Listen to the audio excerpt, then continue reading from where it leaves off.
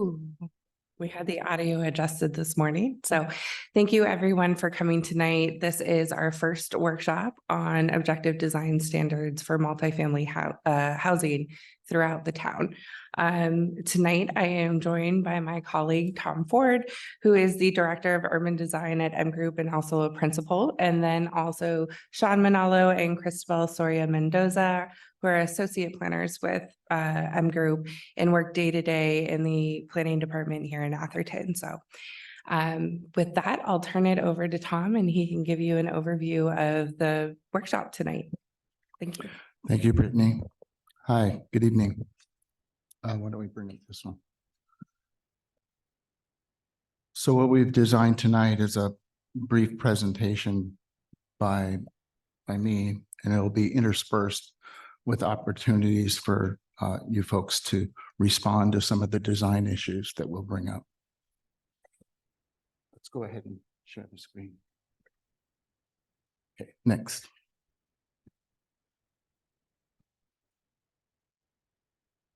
So this is just a brief agenda. So here we are right now. I'm giving you the overview.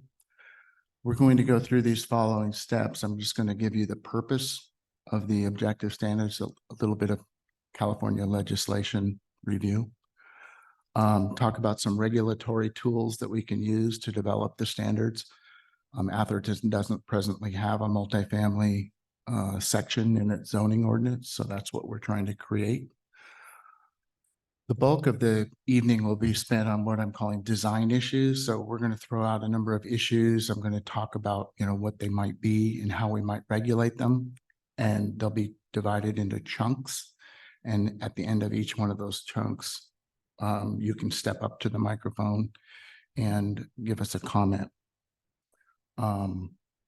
After that, I'm assuming that I've missed something.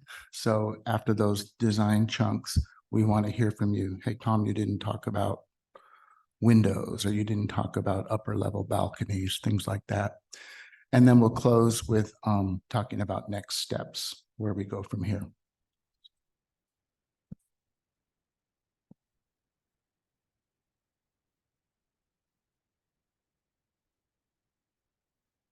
So this is the first piece, purpose of objective standards.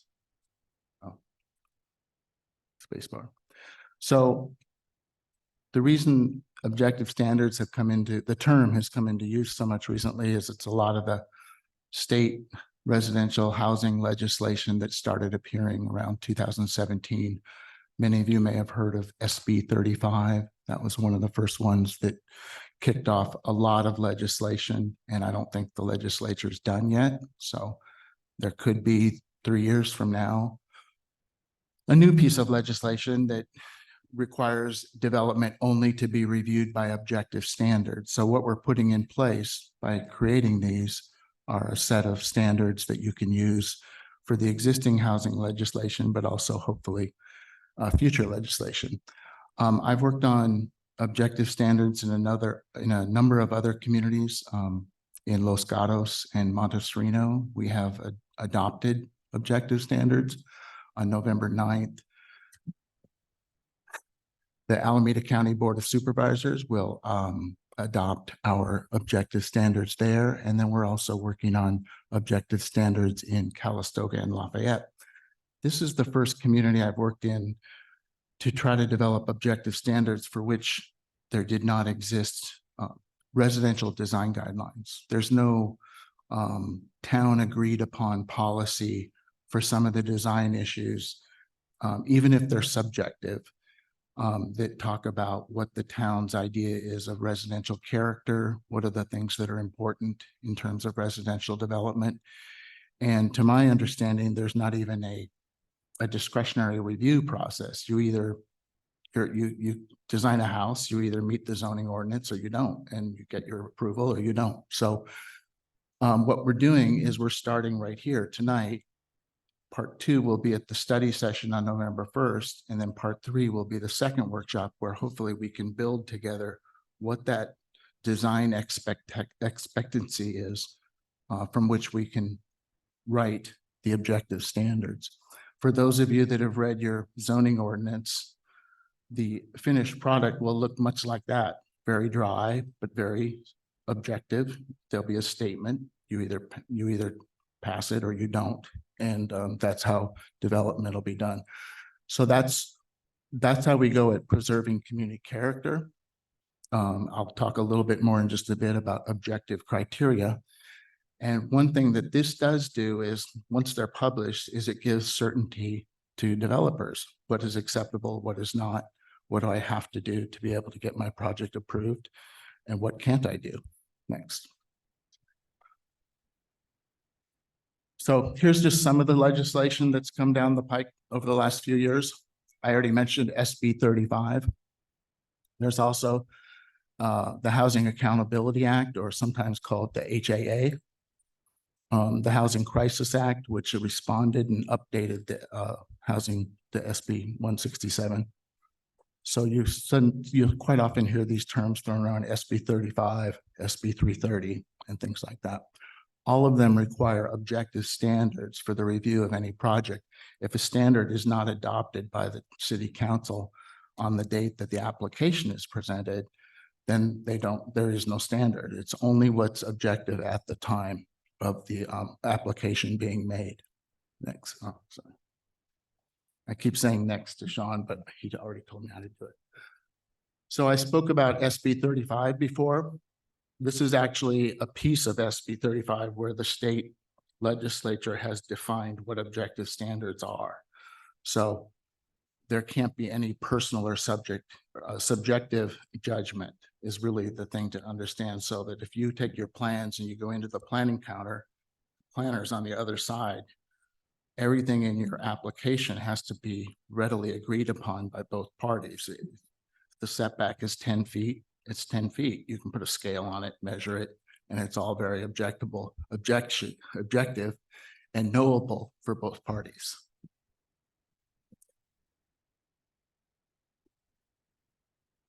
So one thing this does, you've probably heard a lot of, and maybe even you've thought this yourself, that this is the state taking local control away from us. And so I think one way to think of the objective standards is you have the state making legislation about residential development and saying only objective standards can be used. On the other hand, the local jurisdictions and the community members of those jurisdictions want to have some sense of control. The objective design standards are a way to mediate that so that some sense of local control can still be established and you can still respond to a lot of the state legislation that's, out of your control. So I've used the term subjective, and I talked about some of those other communities where I've worked.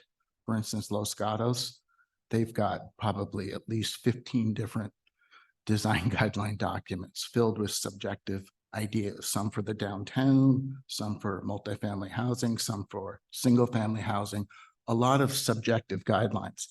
And what the state has done with requiring objective standards is that they saw a lot of projects being held up, being delayed, because somebody would say, well, I don't like the color of your balcony, or I don't think you have enough, window flower pots on the right floor, or I think this is too close to the garage.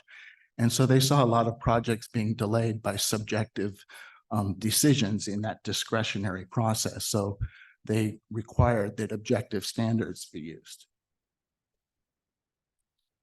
And I usually put these two slides together because in a community with discretionary review, they would be able to use those subjective guidelines and really have a negotiation in a planning commission hearing or a design review board with the applicant. They would be able to negotiate. Does it have to be that blue? Can you change it? Does the driveway have to come in at that angle? Could you move it? And that can happen. In a ministerial review process that uses the objective standards, you can't do that. You either pass the standard or you don't. And if it's written clearly enough, it's done. And that's what the standard is in place to do. And so what it does is it facilitates the ministerial review, because both parties should be able to agree that the standard, what the standard means. And it also facilitates the time. So theoretically, the cost and the time to develop a project is less because it's happening in an expedited way. So just to drill home on that point, here's actually something from Los Gatos. This is a very subjective statement. Pedestrian links should be provided between buildings. So my idea of a pedestrian link could be different from hers or his, and there's no way of knowing. There's a lot of opportunities to argue about it. But if you have a statement that says all structures on a property, any part of the property, including the parking areas, shall be internally connected with a pedestrian network, you've established that every building in the parking and the public sidewalk need to be connected by a 4-foot wide sidewalk, 4 foot being the ADA requirement. So how do we do that? Again, since it can't be subjective, it needs to be objective, and we have a variety of ways. You can just say the setback is 10 feet. That's a measurement. You can say the roof shall rise 3 feet for every 5 feet horizontal. You can have a checklist. If you're going to develop a balcony, it must have the following 3 qualities, and then you state what those qualities are, and the person has to be able to check all 3, and they passed. You could develop a scorecard. You could say the front yard must be covered with material of the following points. And well, that's a bad example. You assemble a series of steps and you give them all a value. And at the end you say you have to reach 20 points. And so, for instance, 2 front walkways might be worth 10 points, and a raised flower bed might be worth 5 points. And so you create a scorecard, and the applicant needs to get to a minimum. And then you can also have performance standards. The covering over the pool deck must be 50% transparent. You know, so if you had like a woven roof over a pool deck, maybe it has to have 50% transparency. So these are all the various ways that we will try to write standards in the zoning ordinance that get to this. So let me just talk a little bit about regulatory tools. Now first, these are the sites. And I understand that's the person who wrote the thing at the top, identified housing element sites. That's me. I'm sorry. I'm writing the objective design standards for these sites. And so I'm the person who put it there. I thought this was connected to the housing element. I realized the housing element's just in a CEQA process right now. But these are the sites I've been told to look at as a way of developing objective standards. And you can see there's 3 types of projects. There's places that are currently single-family zoning, R1A is what you call it in Atherton. There's the presently labeled public open spaces, including one site in Holbrook Park. And then there's 3 sites that are presently zoned PFS. They would all continue to have that zoning, but we would be establishing a zoning overlay as this goes forward and if it's adopted by the council. So there would be a proposed zoning overlay for each of those sites. So if you can see those single family homes, we're proposing a 10 dwelling unit per acre maximum. And that's the same for the public open space sites. It gets a little bit more dense when you look at the Menlo College sites. There's some sites there, some specific sites within the entire parcel or area that might have a higher density allowance.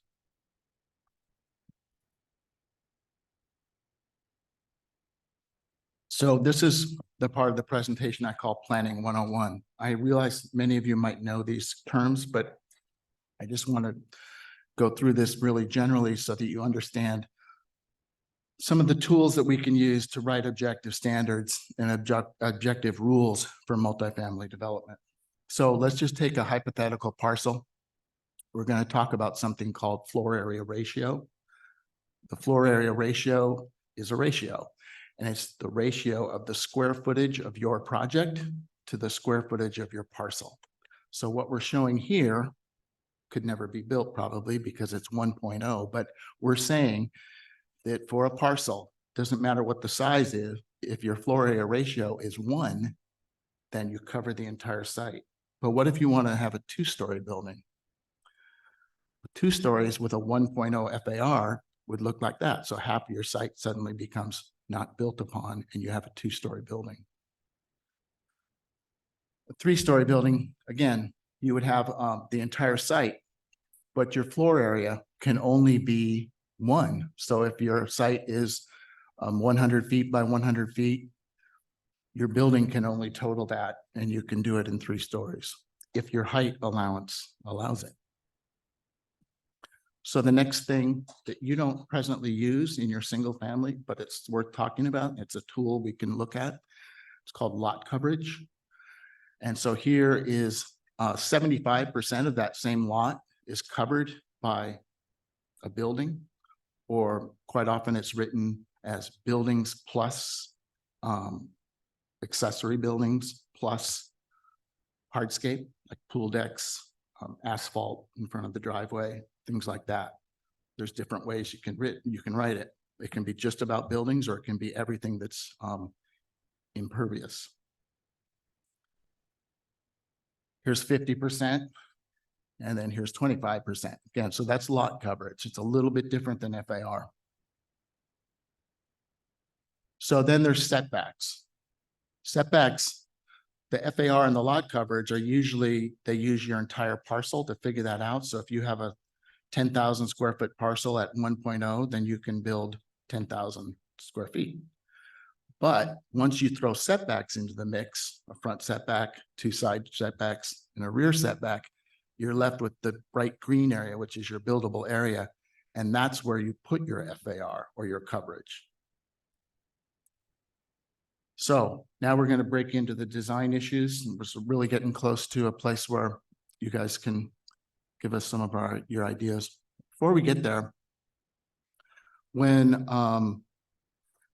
I and some of the urban design people I work with in my office found out that most of your properties, you're envisioning a 10 dwelling unit maximum for development, but you have a 1 acre site, I started thinking about what we called the big house or the large house, that rather than thinking of these as stacked flat apartment buildings like you see on El Camino Real and places like that, you start to think about what do they do in some of the older suburbs across the country with what we call the big house, the large house typology.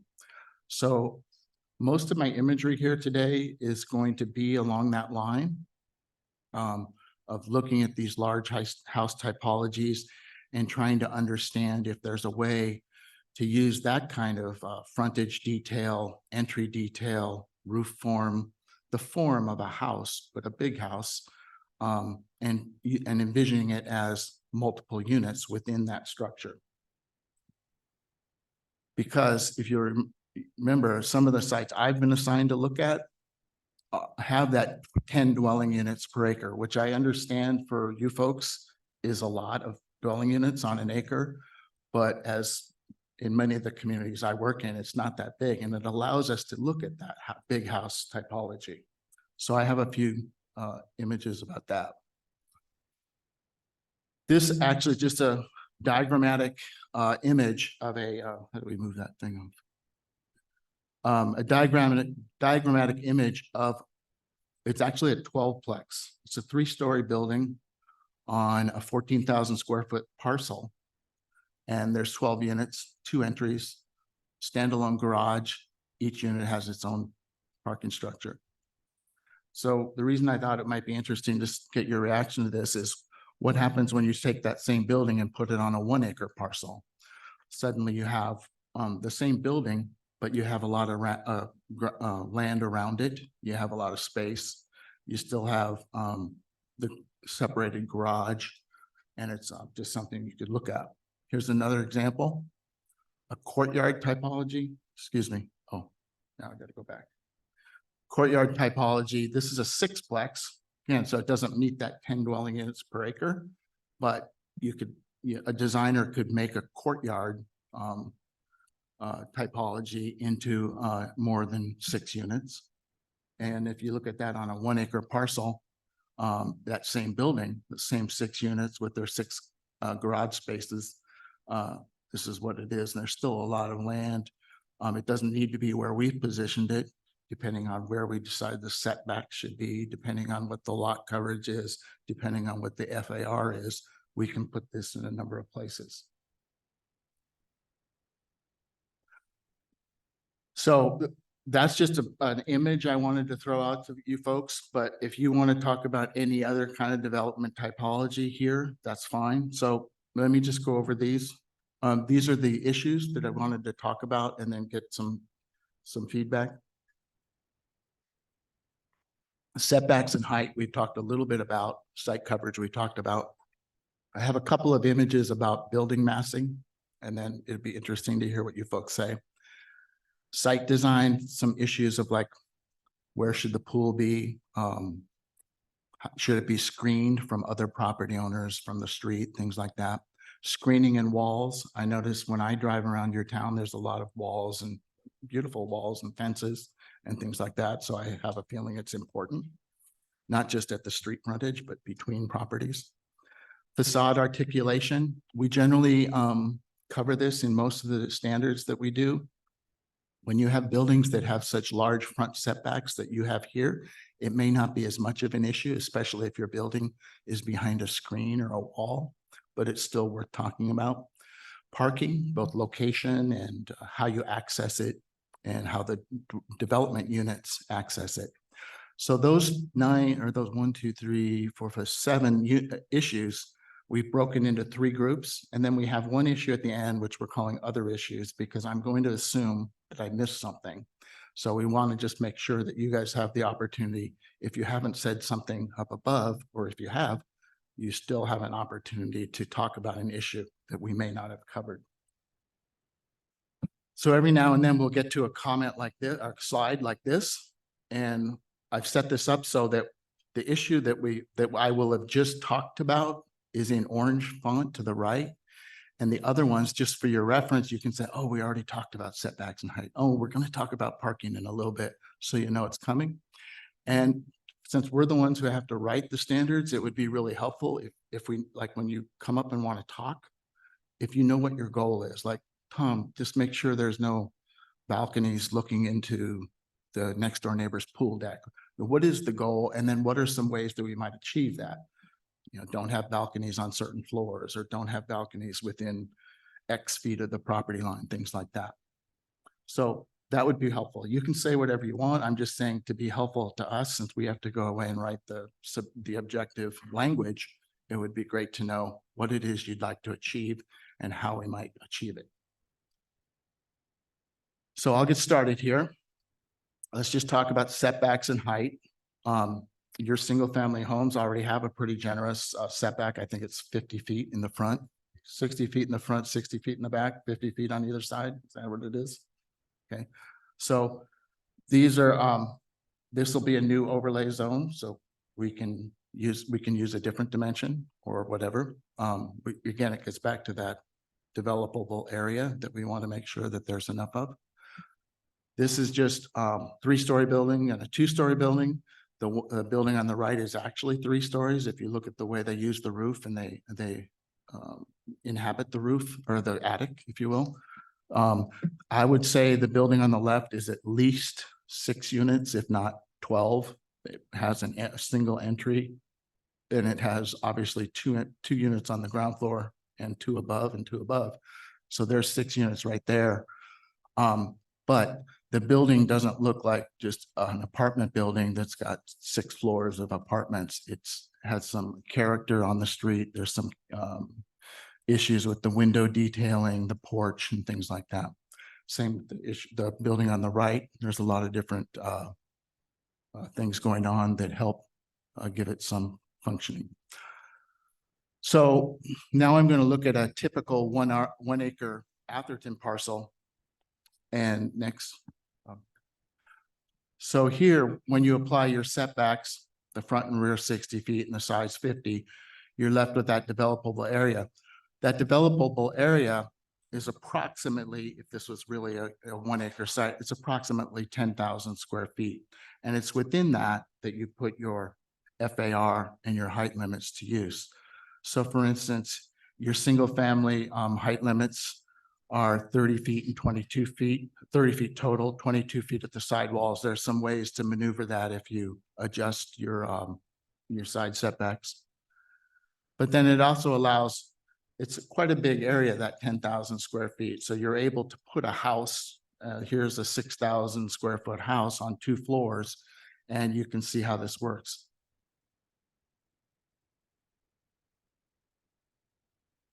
Site coverage. So both of these, the image on the left and the image on the right, you can see that both buildings cover approximately the same amount of site. However, the building on the left is actually within the red square, is 4 dwelling units. It's a 4-plex, the parking's in the rear, and it's on either side, and behind it are single family homes. It's a 4-plex that's been inserted into this single family development. On the house on the right is an example from Atherton, where you see a large building similar to the one on the left, but it's a single family home surrounded by single family homes, and also with a fair amount of land around it. Here's another example. Again, it's a 4-plex on the left with single family homes around it. And on the right is an Atherton project, a single family home with a lot of space around it and ancillary buildings. So this back to the floor area ratio with what you use with your single family, you have a maximum of 18% FAR. Here we've shown what that looks like across 1 floor. You have 18%, but if you want to do 2 stories, you still have that 18% ceiling, but you have a ceiling for upper floors of 7.5%. So this is how your single family FAR tool is used. We can do a similar thing with what we're doing for writing the objective standards for multifamily development. And there's a lot of ways to modulate step backs, where the upper floors are and how close they are to adjoining properties. And then here's lot coverage, which you don't use, but if you did use lot coverage, a single family parcel would have approximately 22.7 coverage. But if you expand that maybe to 40 for multifamily housing, you could still have fairly generous side, rear, front setbacks, but allow for a little bit more coverage and potentially more FAR.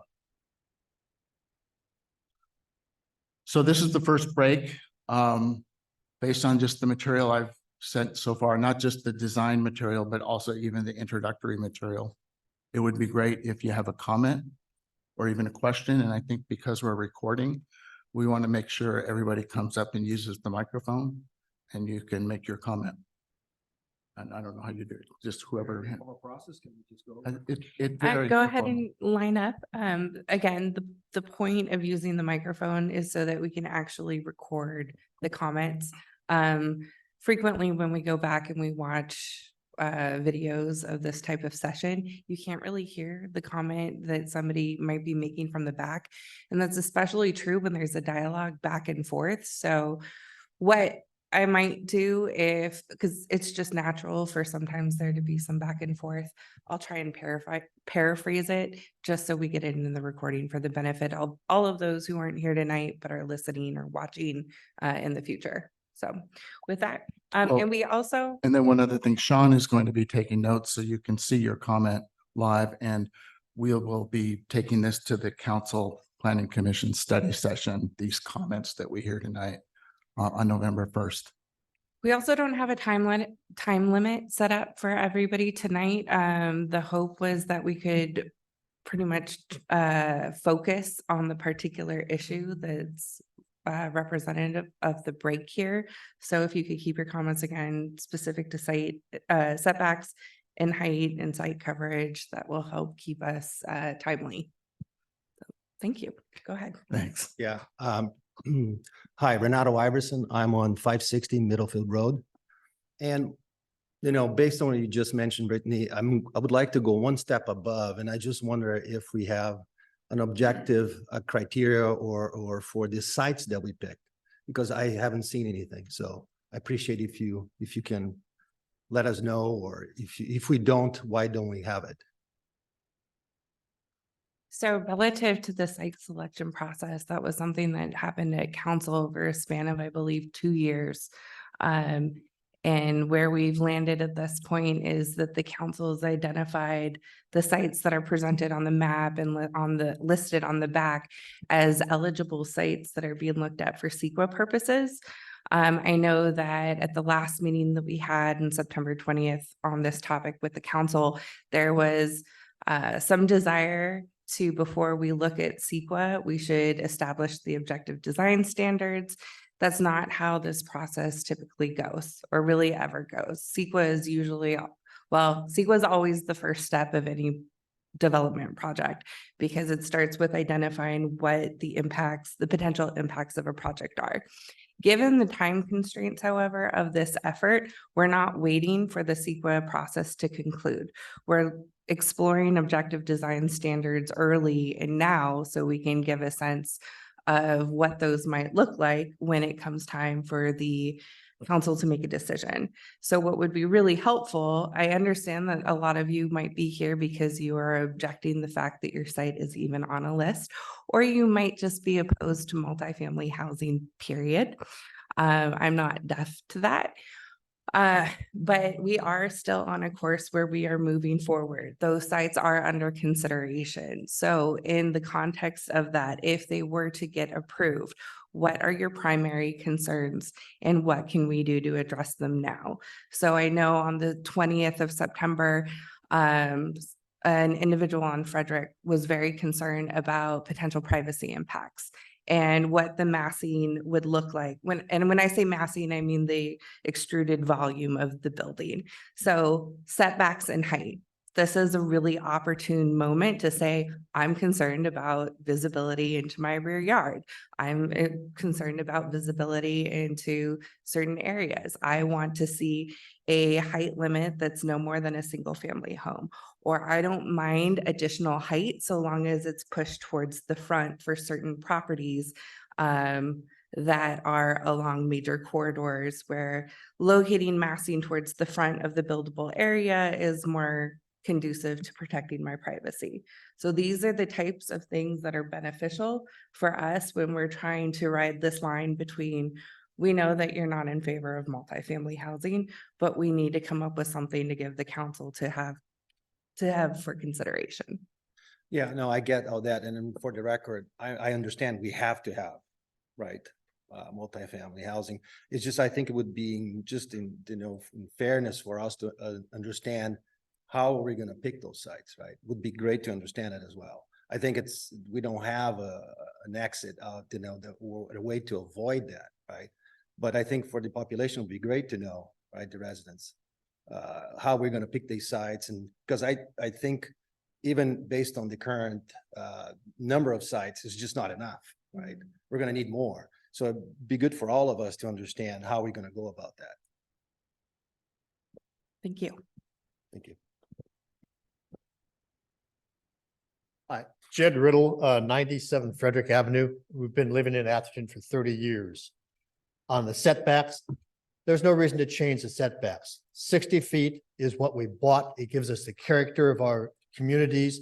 It gives us the privacy that we paid for and wanted and that we deserve for having lived here. I think that if you keep 60 feet, that's what should be done. It's what everything was built on, and that's what you ought to continue to have. There's no reason to impinge upon the character and nature of our residences because of this desire to have multiple housing. So 60 feet is what you ought to have. As far as the lots, your examples have all been rectangular lots. On Frederick Avenue, we are not rectangular lots at all. Most of our lots are about 120 feet deep is all. So when you place a house or a multiple dwelling on those, you are impinging hugely upon the neighbor next door because of the nature of proximity of the building that will have to be there and our privacy and our quality of use of those properties. A 22-foot sidewall, which is what is currently mandated, that's what ought to stay. There's no reason to change the rules for somebody else when we have all had to live by those rules. That's going to preclude you from having a 3-story house where you're going to put people in there. You can't get a 3-story house on a 22-foot sidewall. I'd also like to point out your example of a 6,000 square foot home. You're going to have 10 units, 600 square feet a unit. That's not reasonable. You're never going to be able to sell those or use them for any purpose whatsoever at 600 square feet. So it makes no sense to pursue something like that on these lots if that's what you're looking at. They are single family homes. They should be built like single family homes. And I agree with your big house idea to the extent that it continues on somewhat the character, but you're going to change the entire character of the neighborhoods that these people live in if you have 10 units with people in those 10 units making noise and living and coming and going the way that you are planning to do this. It makes no sense to ruin these neighborhoods by such, what's the word I'm looking for? I think just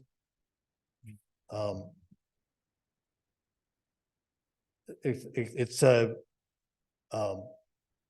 capricious selection of properties that you've done so far.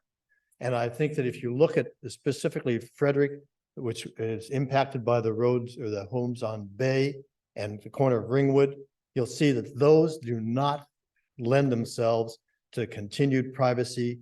I'm not going to get into the trees and all of that you're going to have to take down, but as to the setbacks and the square footage of the homes, I'd say keep it as it is. We all had to do that, and there's no reason to change the entire character of the neighborhoods and of the town of Atherton in order to accommodate this. If you can do it otherwise, we'll talk, but otherwise you're impinging upon all of our long sought and fought for rights, and we've all lived by. Thank you. Thank you. Let me actually just clarify one thing. That 6,000 square foot structure, I was trying to work in a single family prototype. I wasn't trying to imply that that's a multifamily building. I was just showing how your coverage and FAR presently works in a single family context. But I hear all your comments. Come on back. You want to come back? Hello, thank you. Tom Georgie with Stephanie Sargent. We live at 425 East Oakwood Boulevard in Redwood City. And as far as R1 properties, this is all about 23 Oakwood officially, because that's the only R1 lot that is identified on the housing element. And council has said that the properties that are on CEQA are Plan B, maybe for consideration, but for now, I think that you have a very specific focus at one property, which is a long, narrow rectangle. So I'm not too smart, but I do know what a picture looks like, and I can share it with you. And I can tell you what we don't want. Okay? We don't want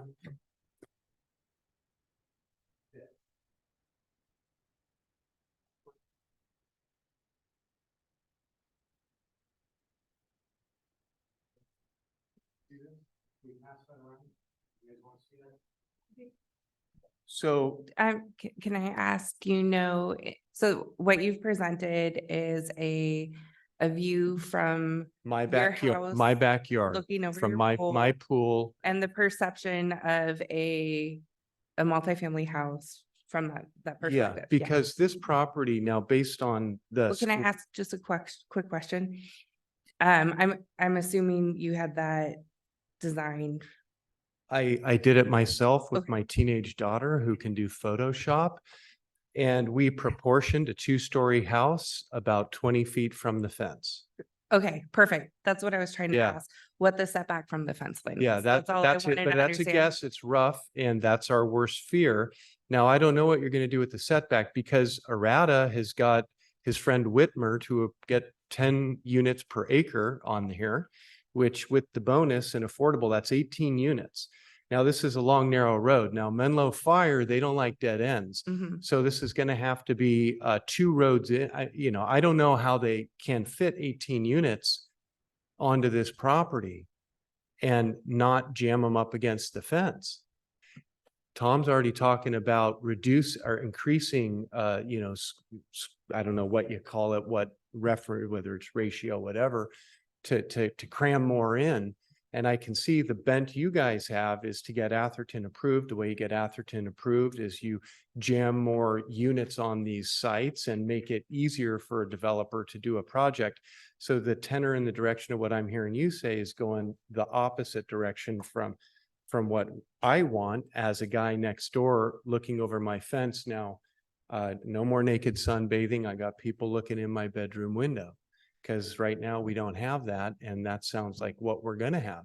So we're very concerned. Another thing I was thinking about is if the development is affordable, doesn't just state law railroad whatever criteria that Atherton comes up with, that as long as it meets state law, it's buildable? I mean, isn't there an override there? There is, but it's actually one of the benefits of having objective design standards and getting or regaining some local control relative to the state law is a good example of this. Because let's say that they wanted to do 100% affordable housing on 23 Oakwood, just an example. That's not gonna happen. Well, but if that's what the proposal was, at maximum, they can only seek exceptions from 4 objective design standards. From four. From Do 4. they get to pick which four? They can ask, Yeah. So but that would then then another have to go question. through objection, or that would have to be reviewed. Okay, so, and who reviews that? I believe I would have to confirm, it would either be at the staff level or the planning commission. So it'd be local. Yes. Okay, so Aratus Friends. Okay. So now affordable units versus the non-affordable units, because I think what he's going to do is the minimum, because council's talking about an inclusionary ordinance that any multifamily development in Atherton, it require that 20% be affordable. So are the rules different for that than they are for the rest? They would be, if you provide a minimum of 20%, you are allowed to seek exception from maybe 1 or 2 standards. I'd have to go So back. and added look up, at we the got state. 6 standards that No, they're stepping no, over. that would be separate. So you only get the 4, and I'm happy to meet with you and discuss about your specific concerns relative to 23 Oakwood. I don't want to detract from the format that we have for tonight relative to focusing on setbacks and height. Okay, so then I Another would, time. yeah, so I But- guess just a general comment then is I think like the gentleman said, the existing character of Atherton should be preserved and Arata's lot's about 139 feet. So that means that his setback needs to be from the side yard is like 40 feet. That's what it should be. What is it? 60 in the front and 50 in the back, whatever those are is what they should be. I think you guys should keep the character of Atherton and minimize it because you're dropping bombs in our neighborhood. I mean, well, you're not, but that's what's happening. Anyway, thank you. So I do want to point out that one thing I thought was really helpful from this last speaker is the fact that the perspective of the image throwing around does give you a fair sense of what a 20-foot setback looks like. And so you can use that for some guidance. Go ahead. Hi, my name's Jeff Morris. I live at 55 Elena. Appreciate you taking the time tonight to start getting feedback from the community on these objective design guideline standards because they're very important in terms of what we're going to end up with development. Many of us have lived in this town for over 60 years, and we really care about the future of Atherton and what we're going to be living with. You're all going to be gone. So I think a lot of us are urging you to take your time. This is going to take many, many months to figure out and work through it all. There's a lot of legal implications involved that we've been researching. But to address Tom's points, I think it's important that the setbacks be as close to what's right now for R1 zoning. So someone's gonna have to work with an architect, figure out how we can get units per acre that preserve the setbacks, whether you're on Frederick or any other street in Atherton, the setbacks should be the same. Single-family residents have 18% floor area ratio. I think we need to set maximum unit sizes, maybe 1,000 feet, maybe 1,200 feet. If you're 1,000 feet, that's 23%. 1,200 feet is 27.5% FAR. But the stuff that you showed with, you know, large FARs and lot coverages is not what Atherton wants. So I think we should add maximum unit sizes, which then will back into FAR and lot coverages. And as far as height goes, the city council's been adamant that nothing's going to exceed 2 stories. So I think we should work with that as a design objective, you know, standard, that nothing over 2 stories. I know you showed that one picture of a 2-story house with, you know, the pitched roof and the tall chimney, but people don't want a 3rd story of people looking down in their backyard. There should be privacy standards, which are objective. And I've got a whole list of other things. I'm not going to go into them right now because I'm only addressing the things that you've said so far tonight. Thank you.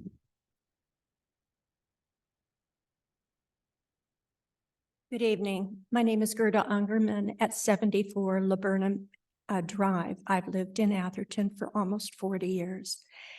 Regarding the other on your list is most respectful, is the trees. Atherton has an aged, very aged, old growth forest. And when you fly from San Francisco or San Jose, you fly over and you look out the window. And where do you see the canopy? You see it in Atherton. It's almost outlined other than Midlow School. Now, one thing on your diagrams, you had no old growth trees and their canopy. Are you planning to take them all down and put in hardscape of the planning because of the needs that the Sacramento people are ensuing? I really want you to consider the canopy, the size, a glory of those trees that we have that create Atherton to be unusual compared to many of the other cities in California. Thank you. So just so you know, Greta, we're not making any plans to do anything to your existing tree ordinance. So you have a tree ordinance that deals with old growth and heritage trees. The objective standards aren't.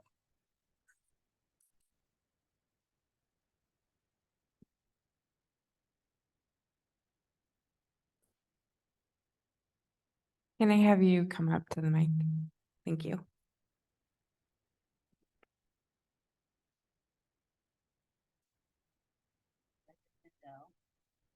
These are all trees.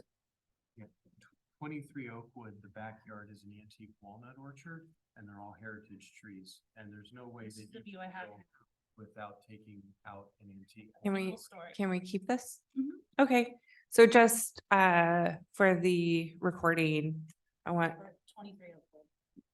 we've been presented with a set of photos of potential heritage protected trees on 23 Oakwood, and we're being asked to consider these relative to the objective design standards. As Tom had indicated, that our intent was to avoid making changes to the heritage tree ordinance. So we'll have to look at that. Every property on Bay Road has got at least a half a dozen, not more. So we have another comment about the number of trees on Bay Road and Ringwood. Okay, so we will definitely be looking further at that. Is there any other comment? Okay, Carol? I'm Carol Flaherty. I own 2 properties in Atherton. We are a builder and a 38-year resident. So I just want to add one additional comment to what's been said. First of all, what the people in Atherton want, and I hear this over and over, we want to preserve our character. We want to preserve the look of single-family homes, and that means we keep the same setbacks that we have for single-family homes. And we want to have designs, which we'll get to later, that respect our neighbors. So as a builder, if you have a 1-acre parcel, you can get about 12,000 to 13,000 square feet on that parcel. If you're going to have 10 units, that would give you 1,200 square feet per unit, but you cannot do it above ground. You have to use a basement. And so as you're thinking about designs, think about what you're going to put underground as well, because you'll never get 10 units above ground of 1,000 or so with the setbacks that we have today. Can I ask or probe a little bit on this topic? Is there a concern relative to setbacks and basements? So today basements don't count if you're building a single family home. Mhm. Frankly, I think that's fine. If it doesn't count, as long as you do not exceed what you have for a single family home. So multifamily, if it is a looks like a single family residence, and that gives you about 7,000 square feet above, 3,500 on one floor and about the same on the other. I think it's okay to have some exceptions, but when we get to design, you'll see that we also want underground parking. So you've got to balance that in there. Height restrictions should not go higher than what has already been said with 2 stories, but with a dormer design, which you showed in some of your photos, you can actually get some units in the 3rd story, but it has to look like a single family home with a limited number of dormers, which are windows. Mhm. Yes, next. Thank you. Hi, my name is Jane Garrett and I live at 319 Bay Road in Menlo Park. And my concern is the increase in traffic by putting possibly, I think we have 4 properties, 40 units, if all 4 properties are rezoned and developed. There are 2 schools. There's Laurel Elementary School on is it on Edge? It's on Edge off of Ringwood. A lot of the children, and then there's Menlo Atherton High School, lots of traffic, pedestrian traffic, dog walkers, children on bikes, people going to school. And Bay Road, by the way, is also a Menlo Park street. And I called my council person who told me there's really nothing I can do with your plan until your plan is built and the traffic is a problem, and then Menlo Park will address it. So I just want to get that out there. I'm concerned about my neighborhood and my quality of life with really great development across the street. So thank you. Thank you. So are there any more comments on setbacks and height or site coverage? And we'll return to the other category again at the end. But if there's anything specifically about setbacks and height or site coverage. Yes, ma'am. I wanted to address site coverage. That's good. Elizabeth Jensen, I live at 30 Frederick Avenue. And what concerns me about this overall plan is that you have 4 units right together in that 5-way stop. We've talked about traffic, talked about privacy and height limits and square footage and setbacks and things like that. But you're talking about such a large mass of multifamily homes when you're talking about 4 lots at one end of Ringwood and another 3 lots at the other end of Ringwood with 2 schools in between and a lot of pedestrian and bike traffic with children. I'm also worried. When we were here last month, you talked about 20 units per site for CEQA, and that could be available on these sites for developers. And now you're talking about 10 units per lot. And I'm not sure whether you have actually set this as 10 units or you still want the possibility of 20 units for developers, in which case the mass that you're talking about on those 4 lots and then 3 lots, that really affects a corner of Atherton and of course Menlo Park on the other side of Ringwood, that changes the character and nature of that neighborhood. So those are the comments I wanted to put out there. Sure, and I'll just offer the clarification. that at the September 20th council meeting, we did introduce 20, well, we hadn't introduced it because we had already talked about it in July, but we were looking at studying a density for CEQA of 20 dwelling units per acre. The council's direction was to study 10 dwelling units per acre. So that's currently why we're looking at 10 dwelling units per acre relative to the design guidelines, and you're hearing that. Standards, sorry.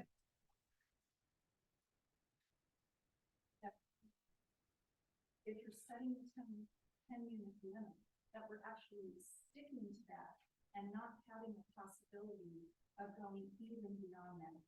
You know, when you've got your setbacks and your site design, you know, that's doubling the number of units. And I think that's an immediate concern for those of us who are going to be living in proximity to these things. Sure. So just stating that into the microphone, the concern is here we are putting all this effort into design standards for 10 dwelling units per acre. What happens if the council changes their mind and we have to come back and do 20 dwelling units per acre? Or well, would we come back and do 20 dwelling units per acre? And there is a possibility that when we submit this to the state, that they won't accept 10 dwelling units per acre. And then we have to come back, and we would come back to have more engagement with the public, to tell them that, hey, this is the feedback we've gotten. It won't work. We have to rethink this, very similar to the situation that we're in right now, where Atherton did adopt a housing element in January of this year. It wasn't adopted, or sorry, it wasn't certified. So now we're having to continue this process to, again, look at multifamily housing. So at this point, the direction to us as consultants and staff is 10 dwelling units per acre. If we have to change course, that will be something that's noticed publicly. And I would expect that it would include public outreach as well. And that is a fair question, I think, for us to discuss at the council meeting next week, or the joint study session with the council and the planning commission, so that you hear it from them as well. Some of them are here tonight. Doesn't necessarily make a difference if I say it. So we can raise that in our report. Is there anybody? Oh, Jeff, can you go to the mic? Thank you. When you set the density at, say, 10 units per acre, can you explain to the audience here how the state density bonus laws work and what could actually be built? If you're saying 10, what's the maximum that can be built? I don't have that right off the top of my head, and I don't want to distract from this conversation. But I can look it up and I can bring it back around the next time we have a moment for discourse. Because there are state density bonus laws, and so everyone should know that if you're saying 10, it's not going to be 10. It's Right. going to be higher. Well, it could be. It will be.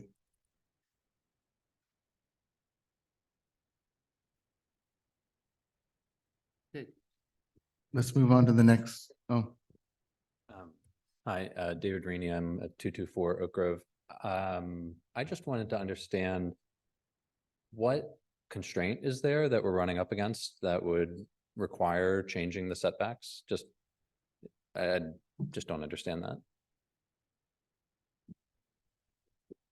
just to create more developable area. We don't have to. I've heard a lot of comments tonight. It would be great to maintain the same front setback. So maybe you do it somewhere else, side or rear. I understand that. But is there any practical constraint that we would run up against that would require changing the setback? Well, we have to create standards that allow for 10 dwelling units per acre to be built. So we have to find a place to put that somewhere.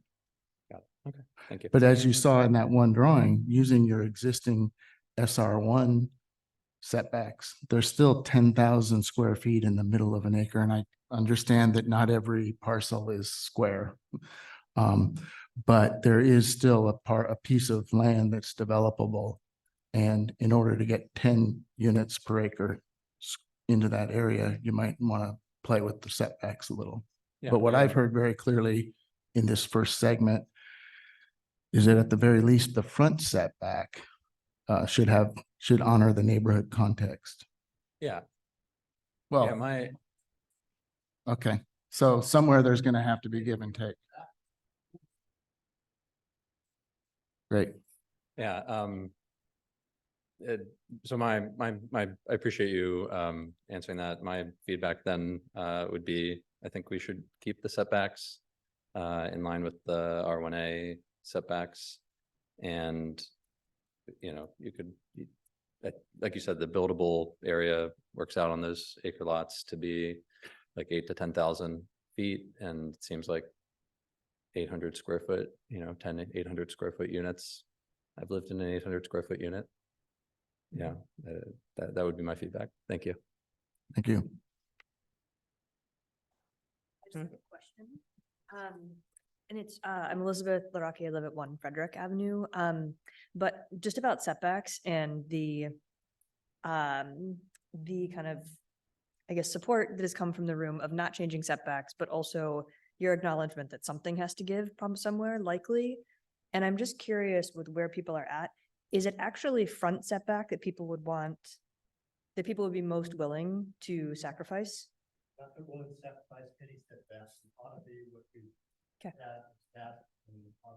Okay. Cool.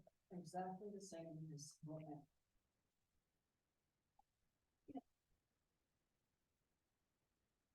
I think there's some confusion here. When talking about 10,000 square feet, you cannot put a single story, 10,000 square foot structure on a 1 acre parcel in Atherton today. No, I Which is said that- 10,000 square foot buildable area. Buildable area, yes. So what you're going to see if you maxed out is about a 4,000 square foot lower level and then 3,000 something on the second level, because there are formulas for how much can be on the first floor and the second floor. So I just want to clarify that, because I think that there is a misconception as to how big these units can be. Right, but and forgive me if my introduction of the single family zoning ordinance confused everyone, but there is no FAR for multifamily in Atherton. Right.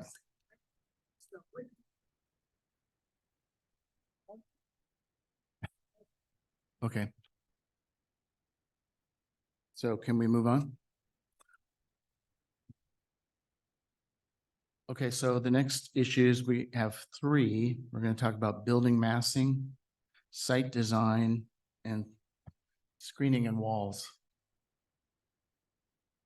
And again, I want to remind you, if this list of 7 things doesn't cover something, there is the category at the end, other.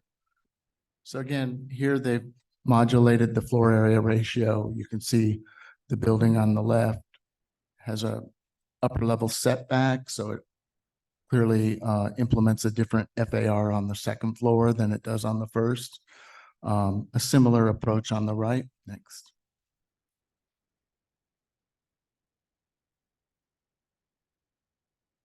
Again, I think someone was just recently talking about dormers, but not too many windows.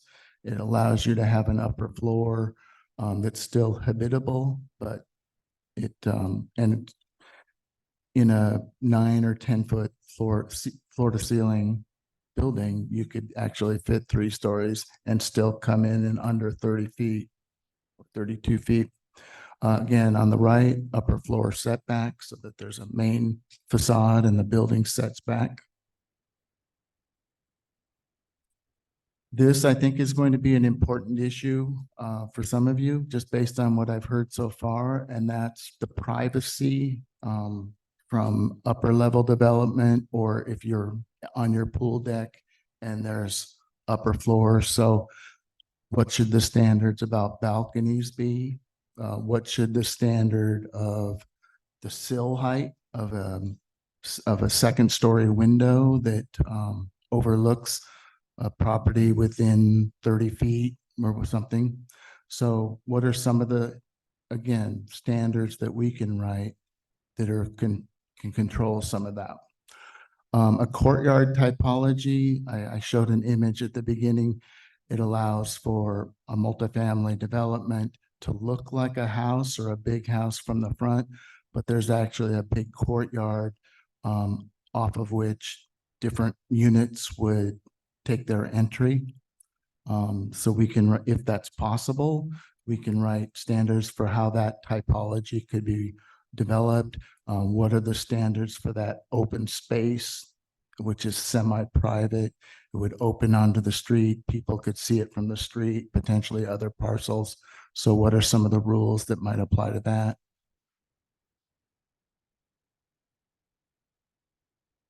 Entry gates. What are some of the qualities of the wall and the fence? The image on the right, I actually just took this summer in London. I was in a pretty nice neighborhood and I noticed they had multiple materials. So you don't just build a wall out of one material, and a lot of your walls are very beautiful and they have multiple materials. So the one on the right, it's got brick, it's got wrought iron, and it also has landscaping. So those three things together create a nice public frontage, but it still offers privacy behind. What is the access to the public street? In terms of number of entries to units, number of walkways, things like that. Those are all things we can control through standards.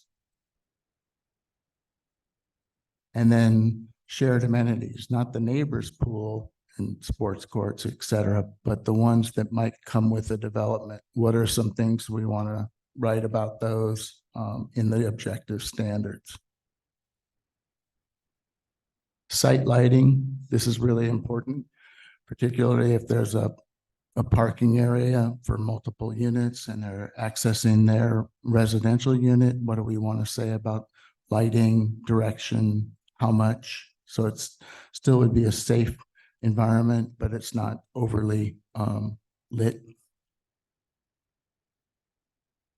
And then refuse and recycling facilities, how are those screened? How are they, what are the structures that contain the individual trash units? Should the materials match the structure? I would say yes. So we can write that into a standard. So it's not just tacked on a wooden box tacked onto a brick wall, but that you would have to use the same materials to incorporate that into the architecture of the structure.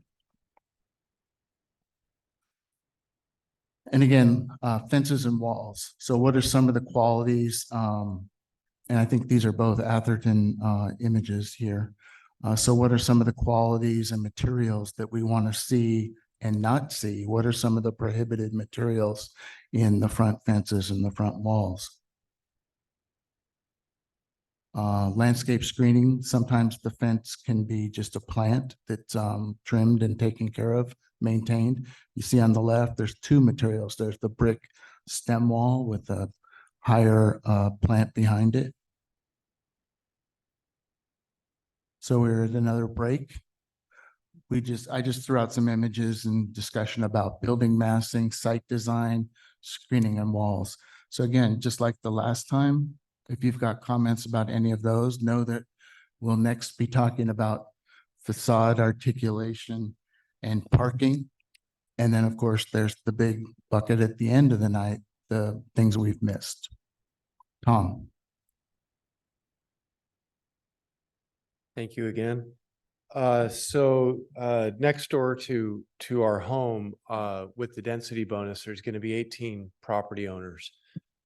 16 will have paid market rate or 14, and 4 of those would have been purchased with some kind of a deed that is low price, whatever, but there are going to be 18 of them.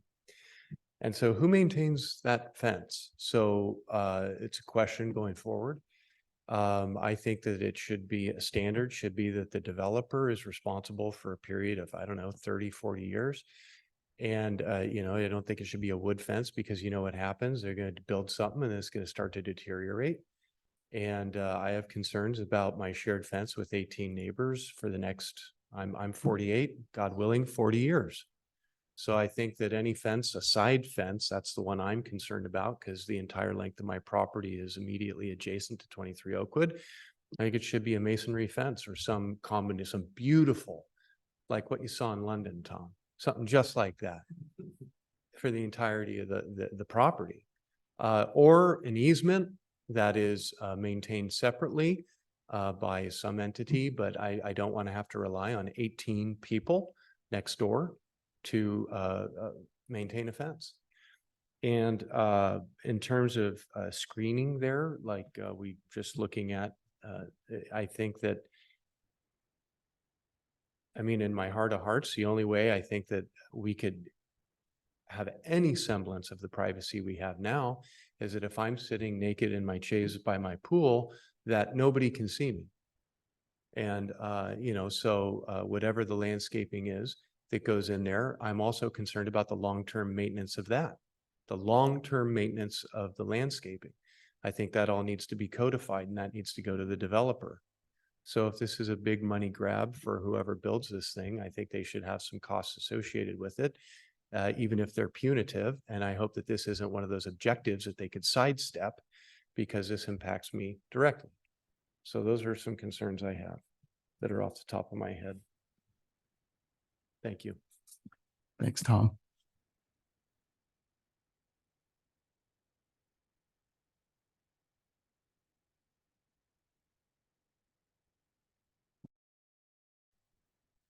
I strongly share Tom's concerns about the privacy issue. And our pool is 30 feet from the edge of the property. We don't want to be out there and have people looking over into our backyard. We have barbecues and parties out there our own or ourselves, and we want to have privacy while we're doing that. I think the sound wall issue of a concrete sound wall, and it ought to be at least 10 to 12 feet high, even though it puts us into a barrier and changes our character. If you've got 10 families or 16 families over there, there's a lot of noise, all these families outside activities going on all the time. You know, that's going to disrupt our peace and quiet and harmony, the way we live. If we're reluctant to go outside because of all the noise that's out there, if we have people who are trying to talk in our backyard and there's all this noise going on next door, that changes us completely. We're not going to want to live there. And we should not be forced out of our house because of this requirement to put it on these lots that aren't suited for this at all and change the character. The other thing you got to look at, they're talking about the traffic on Bay Road and Ringwood. It's unbelievable now. The increased traffic over the last 5 or 8 years has just gone crazy. There is no public transport on there that up and down that allows people of modest means to use public transport. There's no parking in front of it, so they're all going to have to park on the lot. You can't have cars parked on Bay Road. It's illegal. With that in mind, where are you going to get these 10 or 20 cars leaving in the morning to get onto the road? You're going to be hitting these kids going to school. You're going to be hitting other traffic. You're not going to be able to get out of your property if you have a single ingress and egress there. Even if there are multiple ones, you have so many cars coming and going, they're not going to be able to get in and out. There are lines of 10 to 20 cars long waiting at those stop signs in the morning. So I just think it's untenable to have that many people there. But as far as the screening, I agree with a high wall, and it ought to be done by the developer if there is, and it ought to be concrete block with a nice exterior on it. Trash containers. You got 10 people with trash containers over there. They have to be individual. That's the way you do it in Atherton. It's an individual trash cans. You have anywhere from 2 to 4 cans. That runs at 8 feet a person. You got 80 feet of trash containers for these 10 people. Where are you going to put that? It makes no sense. There's nowhere on these properties you can get 80 feet. You're going to put it in the back of this, an 80-foot garage to have 2 cars, 2 garages per car. You're going to have 200 feet of garage. Does that make sense? I don't know what you're going to do as far as standards, but those are the standards you're looking at. And it can't be something that changes the character because you can't take down the trees. You're not going to find a spot to put these in. It makes no sense to look at these properties for these multiple dwellings. And that's what I think you're going to come up with when you look realistically at trying to do something that makes eminently good common sense and doesn't bastardize the entire neighborhood. I appreciate your concerns in that.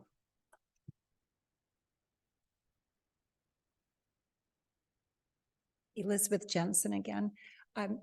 When you showed the photo of the inner courts, it triggered for me the idea that the 4 properties on Bay Road and Ringwood and the 3 at the other end of Ringwood, that those could be sold as multiple properties to one developer, and they could potentially build a large apartment building, multifamily apartment building that spans those 3 or 4 lots.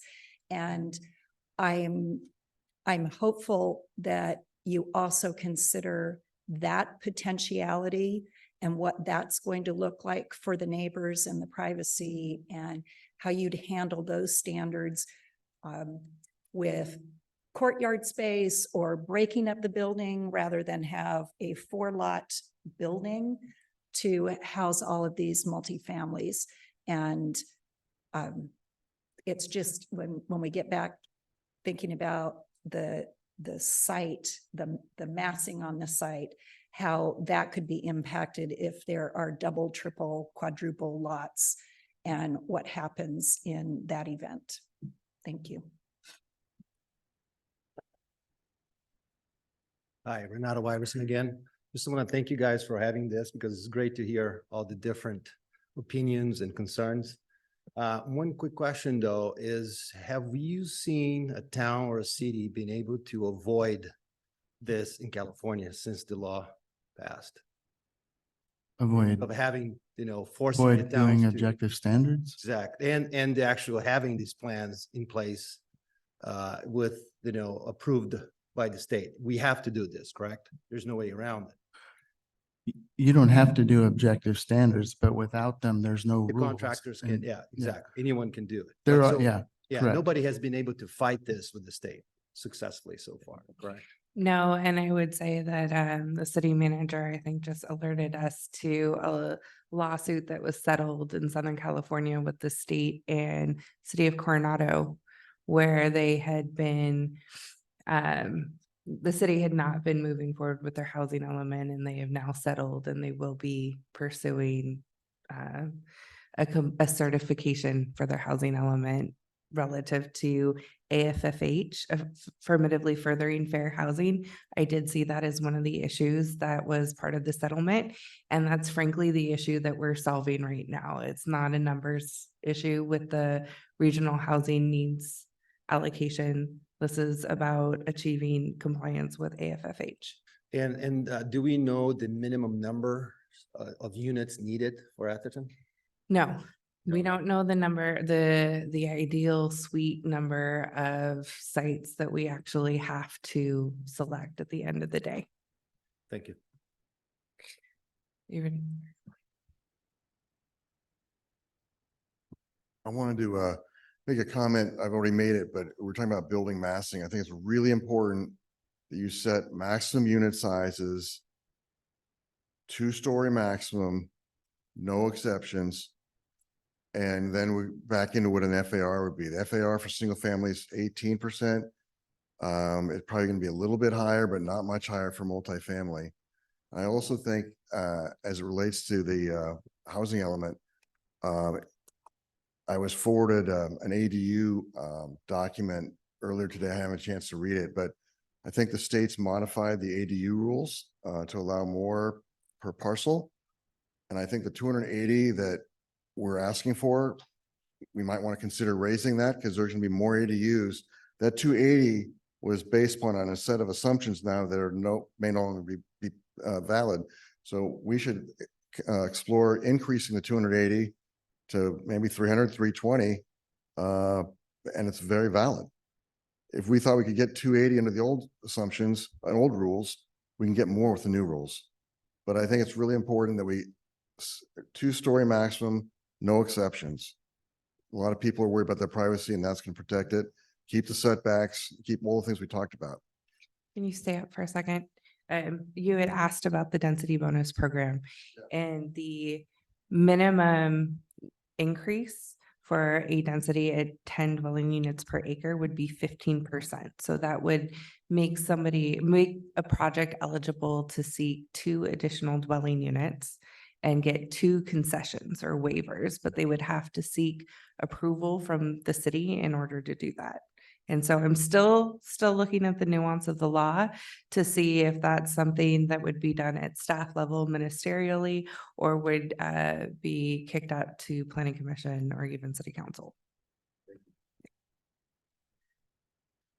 I thought of something else. Thank you.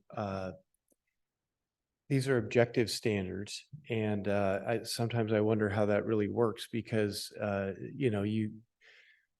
it's not really in a vacuum. And again, I can't really emphasize enough how specific this task is tonight. Where we are now is except for the PFS and POS zones, this is one parcel that we're talking about, one parcel that's on the element. So while it's a concept for other parcels, it's actually being considered for 23 Oakwood, which is adjacent to Redwood City. In fact, about 25, 30 feet of the actual parcel surveys in Redwood City of 23 Oakwood. The adjacent neighborhood, how can you have an objective standard that is phrased in a way that gives credence to an interface with other property that is not Atherton? Because there's 6 properties surrounding 23 Oakwood. 3 are Atherton, 3 are Redwood City. Now, the size of the 3 Redwood cities don't equal in total even 1 of the Atherton. But in terms of property owners, there's 3 and 3 and 3. So I think that interface, that dynamic should be considered. You have any thought on my comment? Well, when I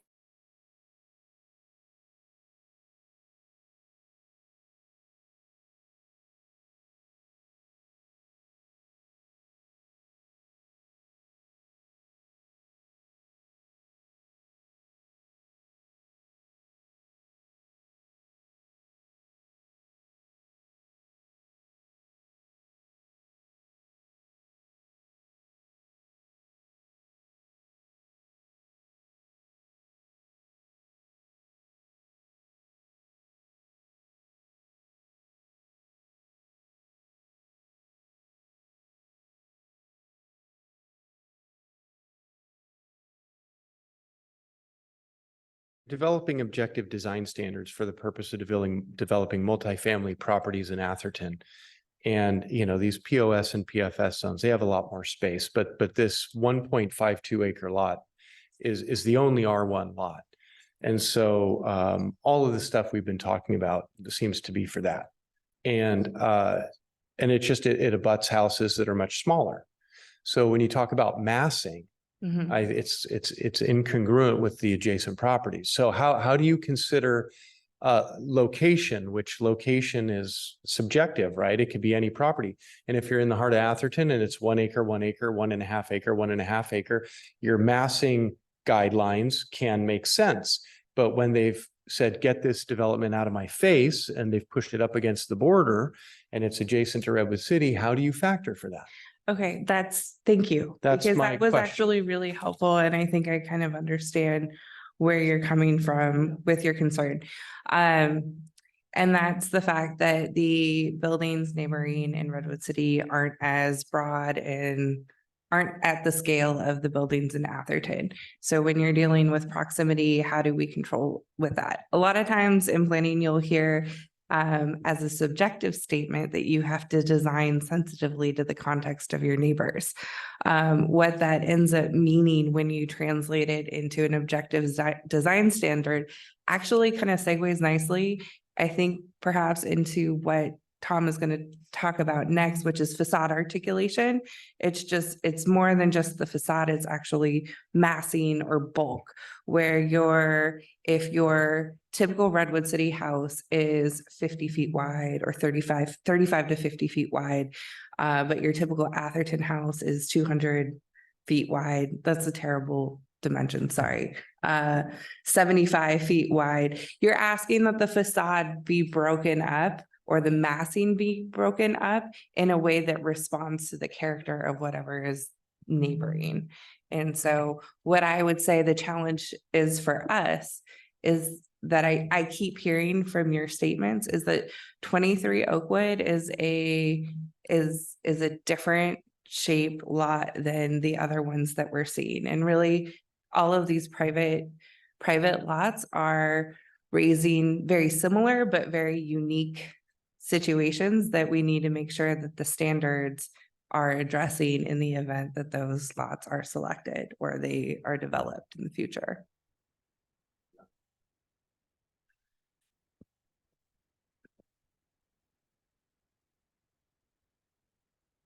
I'm Rick DeGolia. I'm at 84 Clay Drive. I'm thinking about the massing issue. And as you've heard tonight, people in Atherton are really concerned about any adverse impact on privacy. And we don't have any multifamily housing in Atherton at this point. So I'm thinking about, in terms of the massing, is there a way to structure an objective design standard so where there's been authorized multifamily on several lots, or where there's rezoning of several lots that would enable multifamily? For example, on Bay Road, there's 4 lots. Could we say 2 of those lots can be developed as multifamily?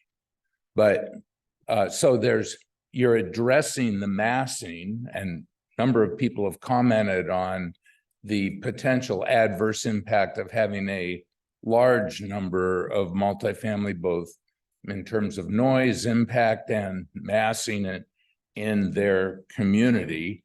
You could say if there's 4 lots that are rezoned to enable it, and I'm not sure whether that's going to be actual zoning or that's going to be an option that somebody could elect. But maybe you could structure an objective design standard to say the first 2 that get in this grouping, 2 of these properties could be developed. That's definitely something that we could look into. I wouldn't characterize that as an objective design standard. I would characterize that as part of the programmatic language that enables the multifamily development. So right now, we're not looking at multifamily rezoning. We're looking at a multifamily overlay, Right. which enables a lot in an or a property owner in an R1A zoning district or R1A or R1B, whatever the zoning is, the option, which I think all of ours are in R1A. So R1B is moot. But it enables a property owner, if they so choose, to take this multifamily option. The way that the multifamily program could be structured, it might be possible to say that this is an option only for the first 2 developments to move forward. Yeah. I don't know the legal bearing of that, but we could look into it. I think the idea is to think about how we can address the massing issue so that it achieves the goal of enabling multifamily, but adversely impacts the current character feel of the neighborhood the least. And we know, where the thought came up is we know all these properties aren't going to be developed. And in our housing element, while there is a maximum of 40 multifamily units that could be developed on those 4 lots, there's not going to be 40 units used in the housing element. It would be some lower number of units. Yeah, I was just going to say, if I was following you correctly, I don't think we can actually say those 4 parcels have the same zoning overlay. and then tell two of them, sorry, you didn't get to the development line fast enough, so there's other two. However, it sounds like your issue is really about massing. And so I think there are ways, especially when parcels get aggregated, to create rules. No facade can be longer than X feet before it has to break and take a different mass. So there's ways on first floor, second floor, any floor to control the massing. And I think it would be easier to write standards for when parcels get aggregated rather than to say, you two guys are in, you two guys are late. Because once they got the permission or the authority to develop their parcel, they have the authority. The aggregate. If two of the lots, three of the lots, four of the lots would have bought, you could have an objective design standard that would address the mass. Correct, but I think some of those parcels are so large that we're gonna want to have that kind of rule anyway, that you just can't have a facade that goes on for 200 feet. There, something has to happen so that it doesn't look like a bulk. Again, Carol Flaherty, I'm going to go back to design standards. So fundamental is the single family house look. And you've had a number of wonderful pictures up here that I think are very conducive to that. One that you've had is the courtyard look. And as a developer, I actually favor the courtyard, but not as you showed it, because you have an open entrance where you go in and you have buildings on three sides. If you have a courtyard look, you have to have some sort of protection against the entrance, a wall, whatever. So it still looks like a single family home. But let me get back to a higher level. What we want to see is a limit to the number of entrances that you will see from the front, whether it be driveway, whether it be building itself, or from the side. We want privacy for the neighbors. And to me, that means no balconies, because I've owned fourplexes, and what I have found with my tenants, they store their bicycles there. These units will have very little storage. They're going to be putting plastic containers outside with their storage. That's what you're going to see on the balconies. That's not what we want to see. In trash, you're not going to have 10 trash cans out front. You're going to have dumpsters. Those dumpsters are going to be at the end of a driveway, and they're going to have a trash truck that goes down to them. So you're going to have a serious enclosure, and you're going to have a driveway big enough for the trash trucks, and you're probably going to need a turning radius. So that needs to be factored in. Pools, you have to think about the neighbor. Think about how many people are going to be living in 10 units. I don't think there should be any pools or any sports courts at all, because do you want 20 or 40 people on a hot summer day sitting outside the backyard of your home? Because that's what you're going to have with these people who are living there and having their friends over. Same with playground equipment.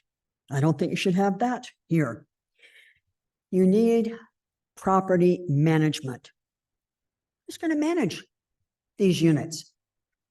So there has to be more than just design standards. There have to be property management standards. Is it professional management? Who's making sure that the rules are being conformed to? Shielding. We've talked about walls and fences. You not only need that, you need to shield with the gate. You've shown open iron gates. Personally, I think you need a solid gate. We haven't talked about design review, and I have been wanting this town as a developer who has never wanted design review, because I think if you pay what we pay for parcels, you should have some discretion in what you get to build in a single family home. I don't feel that way about multifamily, and I know there's an issue of can we require it for multifamily and not require it for ADU and single family. I think we have to seriously look at should we have design review. Lastly, I think we need underground parking. We haven't talked about parking yet. Look, 10 units, you have a potential for 20 cars. But it's not 20 cars because when you start talking about low income, they're going to have trucks as well. And I have a truck that's parked in my driveway. These trucks often look like commercial vehicles. And so we need to think about how we're going to protect the neighborhood from trucks that aren't technically commercial vehicles, but look like it because they've got all kinds of metal structures up there as well. I think we should have underground parking, and I think we should have underground storage for any multifamily. Thank you. Thank you. I want to make one final comment. I've thought about what Rick DeGolia was talking about and the state density. I think the 10 should be put back to 6 per acre. But because the 10 is going to end up being 12 or some other bonus. People are uncomfortable with 10. We're not going for 20. So I think you should look at a much lower number to start with. There's no reason to go for 10 per acre.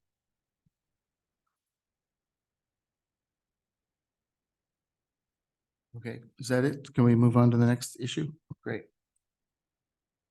So 2 more issues before the big event of the night, the missing pieces.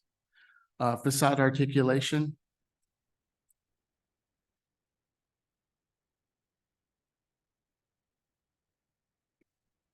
So there's a number of different standards that we can write under the umbrella of facade articulation.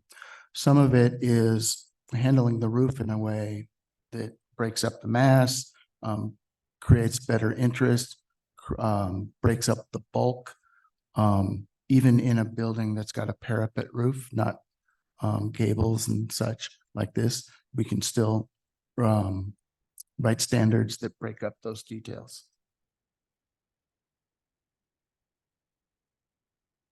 Window articulation.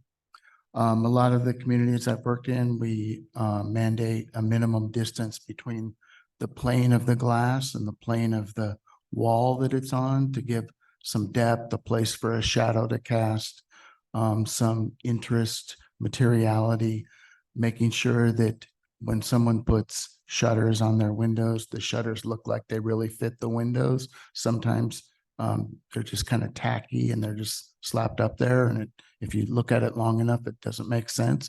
So all of those details, they're pretty minor, but they're able to be written in an objective way that can create articulation on the facade and a more of an interest.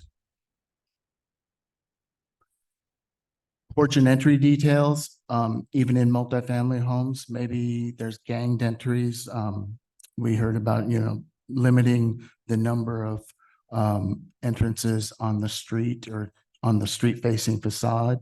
So how are those designed? What are the components that go into them? Side lights, a stoop with a sort of a pediment over it, a recessed entry, details like the floor surface approaching the door, things like that. And then the last, heard a lot throughout the night, but our last issue here is parking location. We always write that it's behind the building. It could be beside, but it's never in the front setback. And I think you would all probably agree with that. So once you do that, where is it? How close to the property line can that structure be? That that freestanding garage? What is the distance? The building on the left you saw in an earlier slide, that's that fourplex that I showed earlier. And the image on the right is a single family home, but you see they have a side drive to a rear garage structure. Integrating the parking entry into the building.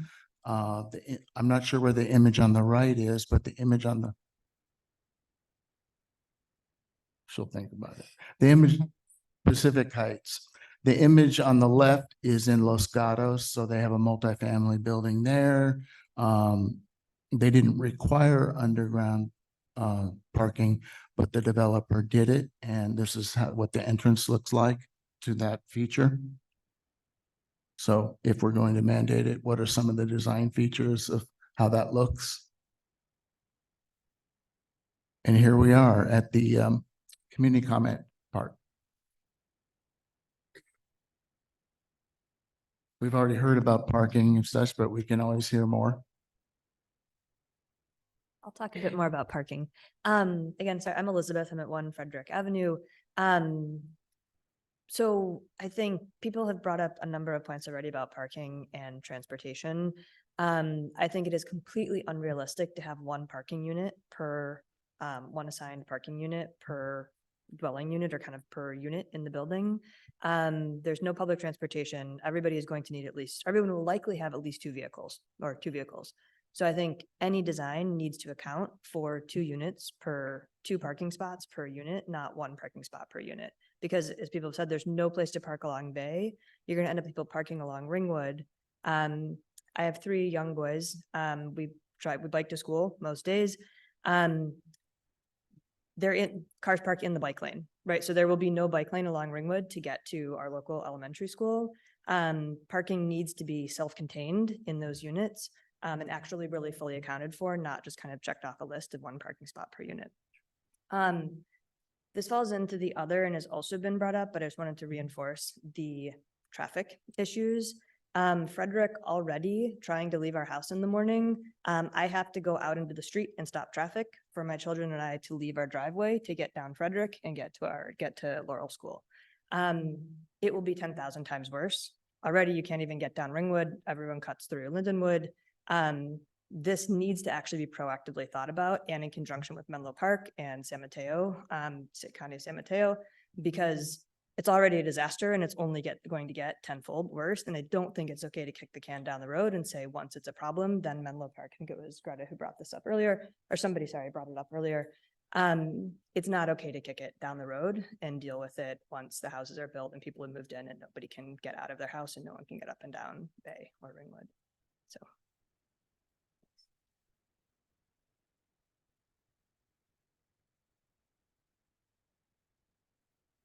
I've worn you out. So why don't we? We have one more speaker.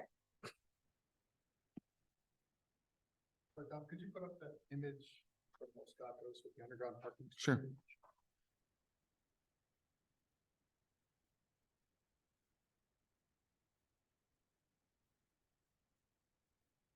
Drive through and see a lot of multifamily with underground parking structures, and one of the primary issues with those tends to be, they need to be secure, otherwise they can be a little hiding place for folks. So they're gonna tend to want to put gates and other structures up in front of them to screen them.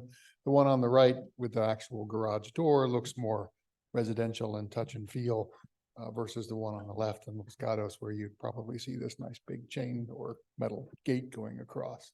So if we're gonna create some objective design standards, I'd prefer to see one more looking like a residential garage entry versus a open-ended gate. Mhm. So we actually have underground parking in Atherton on a number of homes right now, and typically the entry is from the side, not the front. And oftentimes there's a wall that is up at the ground level.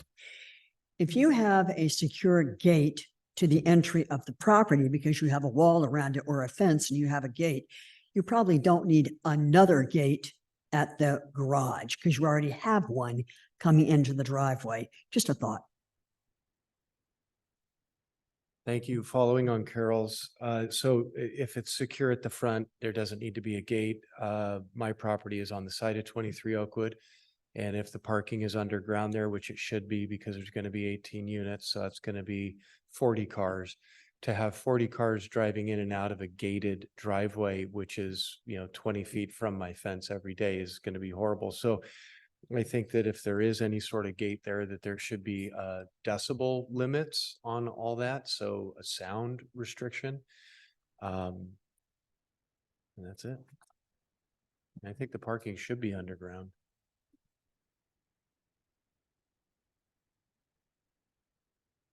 And just to add fuel to the fire, they're not 4 homes on Bay Road, they're 5. And the 5th one, as I understand it, was excluded from this because it had the expense of a new property on it. And if that is your capricious decision as to how you select the properties, then you ought to go through all of Atherton and everywhere that they have not torn down and rebuilt a house, select that particular property for multi-family dwellings. It would have the same impact and be as ludicrous anywhere else in Atherton as it would be on Bay Road. And if that's the selection criteria, that's what you ought to do. It ought to be for everybody. It shouldn't be selective because it happens to be on Bay Road where they got no notification and Frederick Avenue got no notification of the vote that was going to be taken to select these properties so that we could come and present our opinions and our objections to these changes to the building code. So if you're going to do it, then do it fair for everybody and take any property that hasn't been redeveloped and go ahead and make that multifamily dwellings. There is a selection. I'm not here just to complain and bitch, but there are places that would make sense to put multifamily dwellings, which is on El Camino Real. If you drive up and down El Camino Real now from El Camino, from Menlo Park, all the way through San Carlos and Redwood and keep going up there, all you see are multifamily dwellings. That's where you should put it. There's space there to do it. And that's what you ought to focus on as far as putting those people into the position of having that property be multifamily. It'd be consistent with the area and it would not impact negatively the rest of the community the way these proposals do. Thank you.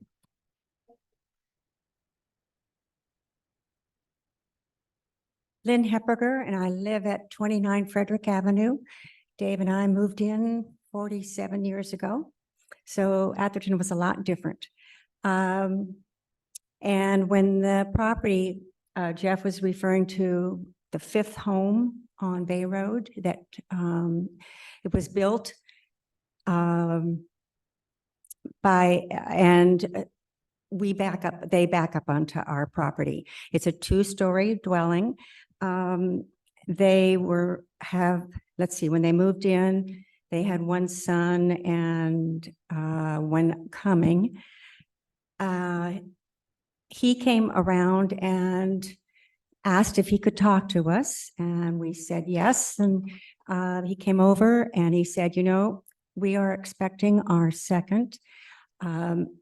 My wife feels uncomfortable walking the baby the new baby in a stroller around down Bay Road and up to Ringwood to come into Atherton, Lindenwood, and walk. And they do walk all the time. He said, is there any way we could put a gate between our properties? And so Dave and I thought about it. It didn't take us very long, because when we moved in, our oldest was going to start kindergarten. And down the street where the David Dows live, and I don't know what number that is now, they had access to get to Laurel School through a cul-de-sac because people had gates. Okay, I guess what I'm talking about is that, you know, being in a community where people try to help people is great. The Bavors come through our property all the time. And I know they don't want to do that as our kids get older, because they have bought property now in Lindenwood and are building a new home there. But I think you should know that, because Atherton is such a great area, and we've so enjoyed knowing people and getting to know people, and young and old. And we have Elizabeth, who lives next door to us. We have a new neighbor where the Lintons lived. And I don't know if Dave maybe met him once, but I don't know if that is he or not.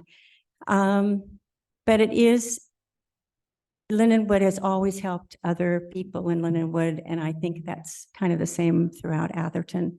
And I just hope that I know what is really terrible, as Elizabeth said, is the traffic on Frederick. It's increases all the time. And we have kids, you know, starting at 7:30 in the morning, going to school, riding their bikes, coming from Suburban Park and other places, and all the cars and all the traffic. At least we have a setback that it doesn't bother us too much. But, you know, when Elizabeth has to get out of her driveway and stop traffic in order to take her children over to Laurel School, that's sad. So if you develop these multi homes, units, it's going to get worse. And, you know, you're not going to enjoy living there anymore. People are going to move out, I think. I mean, I just don't see how this is just going to be such a negative. Okay. Thank you. Not yet, but it's segued into it, it looks like. It's just blurred. It's blurred. Thank you. I'm sorry. I keep remembering things that I wanted to mention. Traffic mitigation measures have a part in objective design standards, yes or no? Probably not. Probably not. You have existing traffic standards that would be enforced when the development proposal comes in. Say that again? You have existing traffic rules that would be enforced whenever the development proposal comes in. Existing. There's. Sorry. so- Can you? Existing traffic regulations. So there's already intersection standards. There's no parking allowed on the street. There's already a set of standards. But I want to also add that it would go through a CEQA review process. And typically what happens with a development of this size is that there will be a traffic memo that looks at different traffic calming or improvements that can be made within the immediate area that would help resolve some of the impacts identified with that project. So if there were streetscape improvements that you thought should be implemented to accommodate multifamily housing, that might be something worth touching on at this point, just to give some insight into where you think those mitigations should be. So Okay. I have heard of pedestrian safety, bicycle safety, conflicts during school hours. I've heard all of those concerns. So yeah. One of the additional ones I might mention then is well, again, to me, it's all about Oakwood because that's the one that's actually on the element. It's an oval, used to be a racetrack, and it's a heavy walking circle. And if you go there at 5 PM, you'll see scores of people walking around. There's no sidewalks. It's already busy because there's no traffic light at Selby. So what you have is a lot of Atherton traffic cutting through on Oakwood off of Selby to get to the light at Oakwood Boulevard, at Oakwood Boulevard, which is where the oil changer is on El Camino. So the traffic in front of my house is already excessive. So we're talking about adding 40 cars. So one of the things that I think should happen and probably should go to whoever develops 23 Oakwood is that they should have to pay for a traffic signal at Selby, which is probably a big political matter, but I don't know how that gets joined to objective design standards. Oh, yeah. Another thing about CEQA is, So just to put it in the microphone, there's also a concern about drainage issues. yeah, relative there's a to drainage 23 concern Oakwood. at 23 Oakwood that the erratas had to mitigate when 437 Louis' place, 437 East Oakwood Boulevard was built. There was drainage issues that had to be mitigated. I guess that comes out under CEQA. I don't know. It can, if there is a certain area that deals with inundation, such as Bay Road perhaps, and we know that there are going to be recommendations of a certain nature, we can ask that those just routinely get incorporated into landscaping right off the bat. It's not a guarantee that these are things that can be translated into objective design standards, but because of the format today, I think it's really important that they be brought up so that we're aware of them and we can really think through, especially while we go through CEQA and the objective design standard development at the same time, to look at it holistically and see where there might be some beneficial crossover there. So Could an objective design standard be that any developer who wants to develop multifamily in Atherton has to contribute like $1 million to public safety for their surrounding area for a community coalesced perceived requirements to make that impact safer? that would be a traffic impact mitigation fee, which is a totally different bucket. Yeah, of I guess. Policy I don't know. discussion. Yeah. And I will take that comment and Okay. we can Yeah, thank you. continue this discussion. I would just like to underscore Lynn Hepburger's comments. Here is someone who lives on Bay Road and has to go, doesn't feel safe walking on Bay Road. Magnify that by the people who potentially could live in multifamily dwellings there and see what it does. They had to actually go and ask, can we go through your property because we don't feel safe? Just want to highlight that. Thank you. Thank you.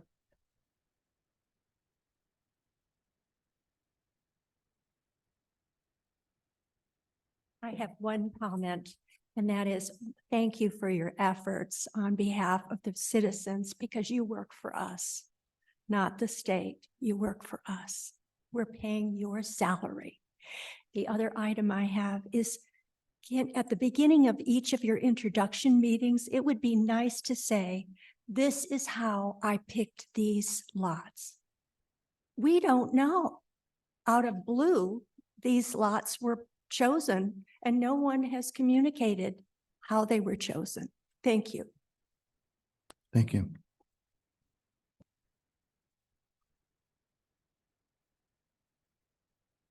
Eric Lane, 54 Encina. And for many of you know that I'm also been on the planning commission for 13 years here. First of all, this is a terrible state law. Absolutely the worst planning. I've been on 3 different planning commissions. It's the worst planning. It's the worst planning law I've ever seen ever. But I want to, in terms of the things we've missed, is it true that right now we don't have a plan? And because of that, anyone who buys a property right now could have a builder's remedy and build whatever they want. Yes. Okay, so all these things that we want are not controllable right now. So there's three things I want to make sure that that we don't miss. First of all, there's 3 phases to this whole process that I think we have to be concerned about. First of all, is if we don't have a plan, anybody can build whatever they want on any property they buy. And that's called a builder's remedy. So getting a plan is important. Because we zone something doesn't mean that somebody will sell the property to build on it. Is that correct? Correct. Okay, so without a plan, anybody builds whatever they want under anything they want to build, 10-story building like in Menlo Park. With a plan, we have the outline for a procedure to stop bad development and control anybody's request for development. If properties are not designated to an acceptable level, the state doesn't qualify our plan. Is that correct? Correct. All right, which has happened 3 times so far, twice so far? One time officially. Yeah, but also knowing that we wouldn't be approved again. Right. All right, so here's what I'm really concerned about. No plan is devastating to this community as it was to all the communities that decided, hey, we're not going to do this. We're going to wait until they force us. And down in LA, they were forced to do what the state said, and that was not what they wanted. So here's what I want to make sure that we are not missing. getting a plan protects the community from the worst case. Having a plan on certain properties with flexibility, not to force them to change their zoning, which is what the overlay does, makes it so that people who own that property are allowed to do what they want to do with that property within the confines of the plan. So if in 2 years or whatever, we're not hitting our goals, the state comes back and says, hey, you had a plan, you're not making the plan work. Therefore, you have to rethink your plan. In those 2 years, we've got to do something with state law. All right, so my thinking is, in terms of what we don't miss, we have to have a plan. Right now, the community is wide open for any kind of development anybody wants to do on any property they build right now. It's a developer can walk in and do what they did in Menlo Park and say 835 units where the magazine place used to be. Sunset Yeah, Magazine. Sunset Magazine. Well, here's the thing, is that they only have to have a percentage affordable, and affordable is flexible. So here's the thing is, by sometime early this year, we have to have a plan. Because if we don't, an owner right now could say, I'm well-intended and I'm an Oakwood, I own Oakwood, and I wouldn't do this to the community. That person might get an offer for twice as much on that property because a developer out of Texas says, watch this, California, I'm going to show you what we can do with this property. And that person says, hey, I've tried for years to do something here and I can't get it done, so I'm going to sell. And they make their money and they say, I'm not the one bad guy. So all I want to say, as a 23-year resident of the community, and I married into a 40-year resident of the community at that property, we've got to have a plan.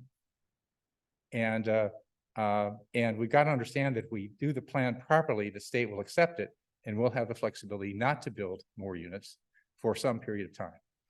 If we don't have a plan, we will be forced to be building units that we don't want. So that's make sure we don't miss it. Thanks a lot. Are we coming back? Yeah. Well, not disconnect. Yeah, I'm not saying the properties are right. That's still on your property. Hey, I'm not saying any of the properties are right. All I'm saying- I think you're exaggerating builder's remedy. You don't understand builder's remedy. If that's what you think, anybody can come in and build whatever they want. They still have to go through CEQA. Yeah, they still. It's a long process, right? Yeah, it's a long process and So, it is. But be truthful about what you said. Anybody can go build whatever they want. That's not true. Well, they just not true. propose it. They can propose it. They can propose it. Doesn't mean that it gets approved. So just for the benefit of clarifying the discussion that just occurred in the audience, there is a distinction with the builder's remedy that it is in theory subject to CEQA. The state law doesn't specifically say one way or the other. Profession at this point is anticipating or ideally would like CEQA to apply. There isn't a legal lawsuit that I'm aware of on that matter. And then there was discussion again about site selection, which at the beginning of this meeting, I did point out there has been discussion about sites ongoing for the past 2 years.